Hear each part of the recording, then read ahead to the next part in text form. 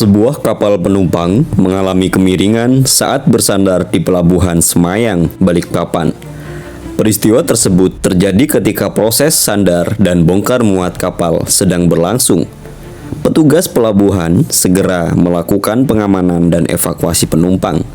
Kondisi kapal kemudian ditangani untuk mencegah risiko lanjutan. Penyebab kapal miring masih dalam pemeriksaan pihak berwenang.